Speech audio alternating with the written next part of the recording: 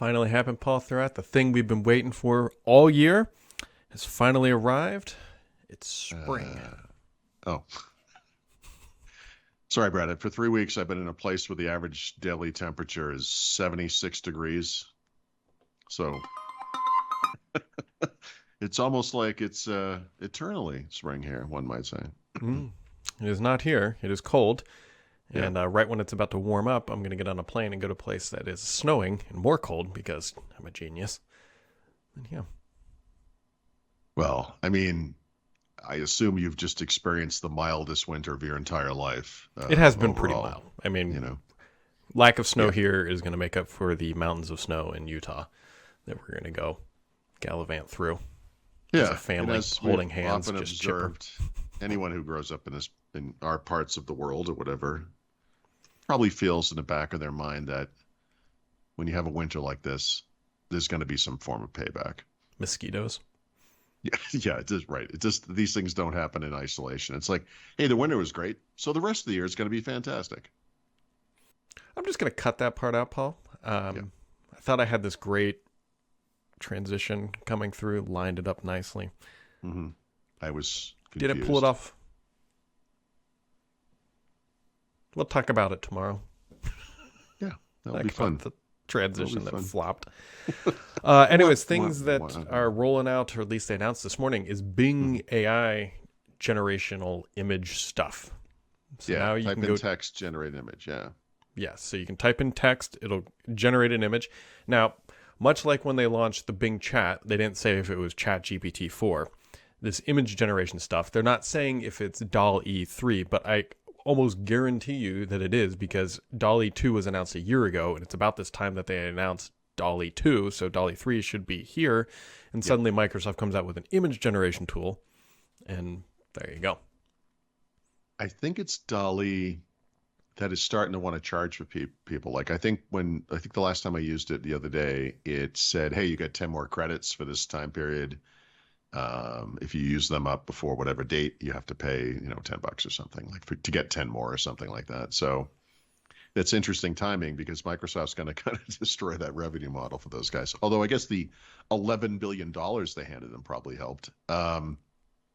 Also, I haven't had a chance. I just, woke up fairly recently, but Adobe has also announced something like this. Yep. I don't know anything about it, but I would imagine it's a generative AI So it's very text-based. similar. I applied for the beta, haven't been accepted. I mean, they just announced it. The interesting thing that from Adobe's perspective is that they claim that they trained their tool only on licensed images that they owned that are in their database. So they're trying to skirt around potentially the copyright and being sued into the oblivion for their Well, tool. I mean, that's kind of their shtick, right? I mean, if you use, it's true of any service. Not that anybody on earth probably does this, but the point of paying for something like Clipchamp is that you get legal access, if you will, to images that are probably copyrighted or whatever, and can use them in your projects. So, yeah, I mean, that's kind of always been Adobe's thing, right? As as Adobe's world falls down around it, as it will, this is going to be the thing they cling on to for professional content creators that want to make sure they're not doing anything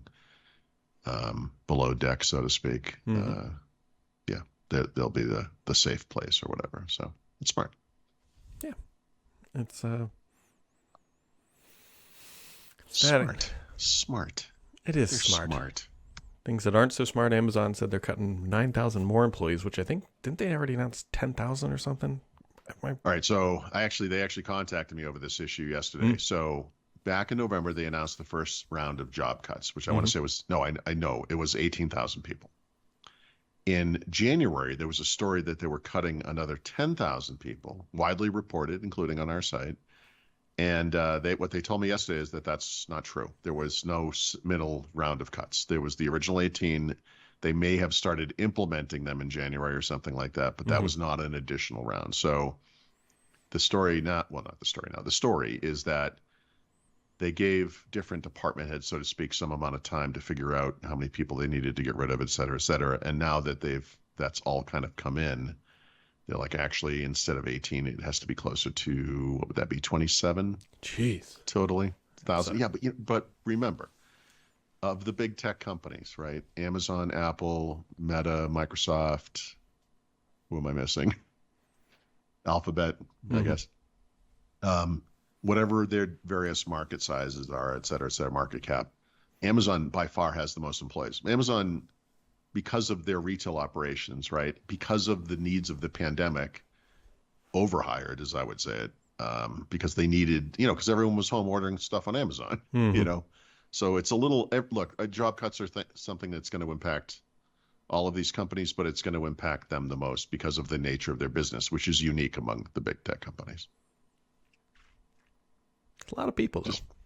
It's absolutely a lot of people. Yeah. I mean, as a percentage of their employee base, though, I haven't done this. I mean, I'm just spitballing here, but I bet if you looked at 27 versus whatever their total employee size was versus, say, Microsoft or Google / Alphabet, I bet it's actually in the ballpark. I don't know that to be a fact, but it's probably not disproportionate.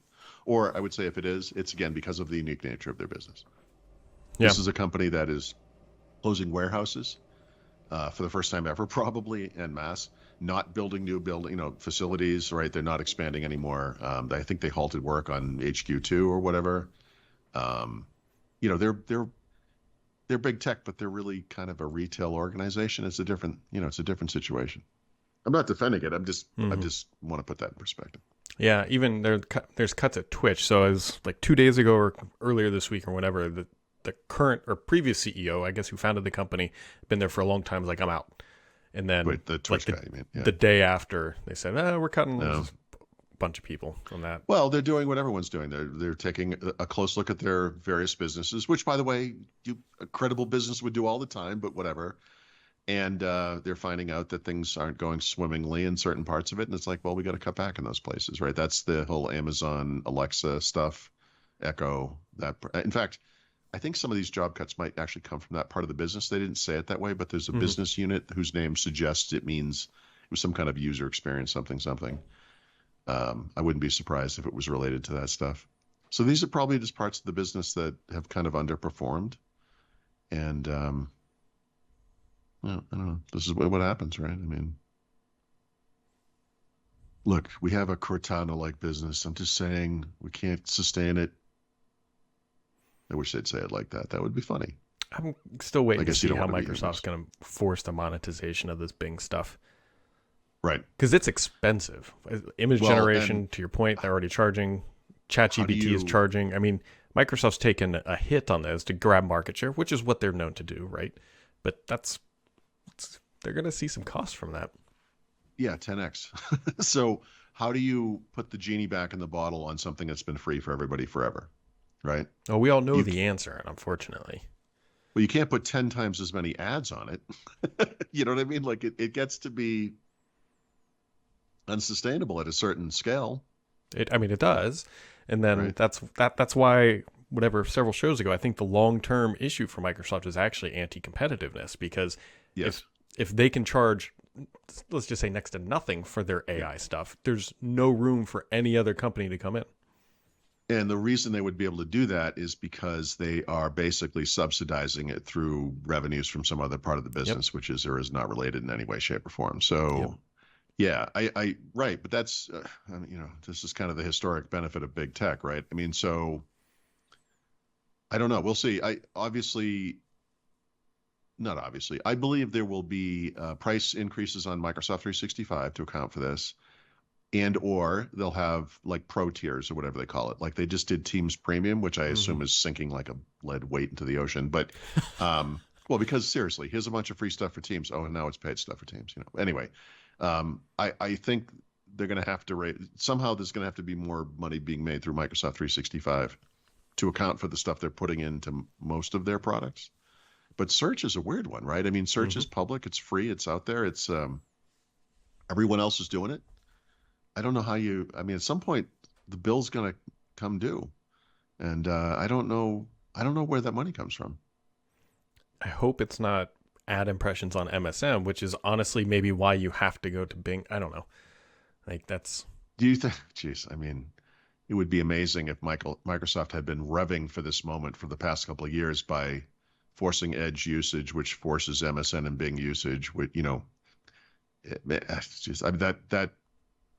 that gives a strategy to something that I think was less strategic that we're making it sound, but Well, that's giving them a little maybe. more credit than we probably. That's what I mean. Yeah. Yeah. Yep. I don't know. This is the big question mark. Well, this and the ethics thing, but no one's asking those questions. So. I bet you're right. I bet Microsoft 365 Personal gets a price increase. Has But to. still, like, Has to. all the services today, roughly speaking, are $10 a month. Some are more, but Yep. $10 a month is the minimum, which is $120 a year, which is already more than Office or Microsoft 365 Personal, whatever they're calling it this week. Yeah. Right. How do they do it? We'll I find don't out. know. Well, small companies like Duolingo, I mentioned this, Duolingo Max I know, adds like- $30 to the monthly cost. Like that's an astronomical fee, but that's what it looks like when you're a small company that Right. doesn't get to subsidize some big tech successful product or whatever. That's the problem.